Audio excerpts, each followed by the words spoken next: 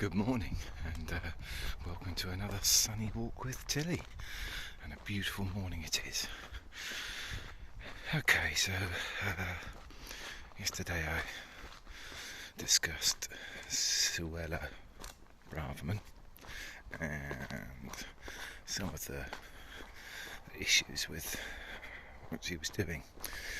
I've got not really an update, but just a few more sentences I'd like to note down about my discomfort with just how much of an unpleasant individual she actually is. So yesterday, in the House of Parliament, I think I noted that she used some pretty inflammatory language. But that really didn't sink in, just how deeply unpleasant the language she was using was, until later in the day, by referring to the asylum seekers and migrants for various different reasons, although quite obviously some of those individuals will genuinely be problematic in their nature, by the Home Office's own figures, their own processing figures, the figures that she has access to. 80%, or the best part of 80%, between 70 and 80% of those individuals, their asylum claims are approved. They are genuine asylum seekers. Now, there are various different conventions around the world which the UK is party to. There are asylum treaties that we sign up to, where as what currently is a democratic and free nation, those who are escaping persecution, war, famine, we will offer asylum, we will offer them shelter, which is it's a decent thing to do. It's the only decent thing to do. There is no alternative to being decent enough to look after those most in need. And somehow we have ended up with an administration, particularly pungent in their views on these things, who are now likening those desperate individuals to whom we should be offering shelter and care, and statistically they benefit the country.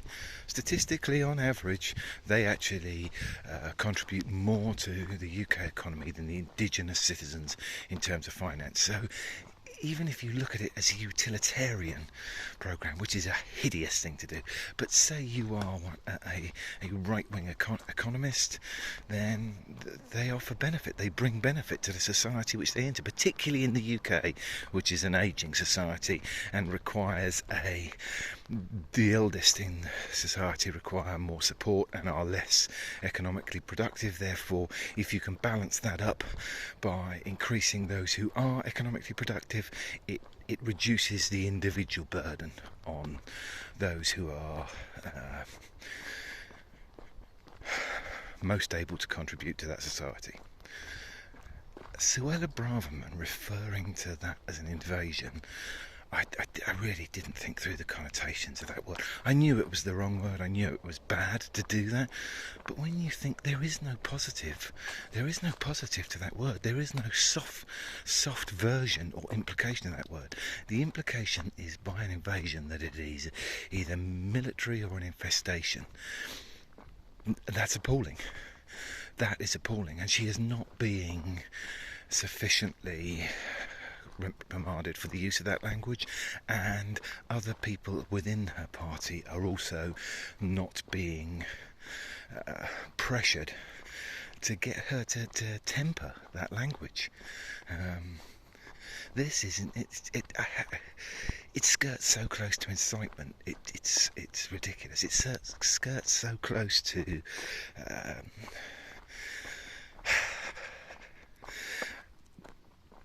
the language that was used or is used by fascistic intent, that it's making me more and more uncomfortable. And then to listen to other other MPs in the House of Parliament stand up and add that these people, if they're not happy with being locked up awaiting their asylum process in conditions where we're not allowed to put a prisoner, and nor should any humane society put anyone in conditions where they're forced to sleep on hard concrete floors, on bedding, in ridiculously overcrowded, in conditions that are designed to house 1,600, and you've got 4,000 individuals in there, including children.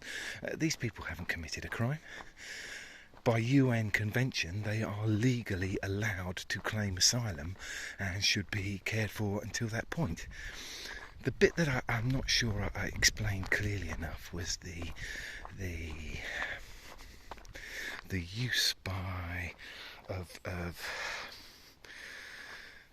the use of the rhetoric, and the fact that there was no mention paid to the problems with having left the European Union, where we had a signed agreement that those that weren't legitimate could be returned to the country of origin, i.e. France. And we have forgone that in our desperate, or this administration's desperate requirement to leave the EU. This is the problematic nature of what's gone on. I'm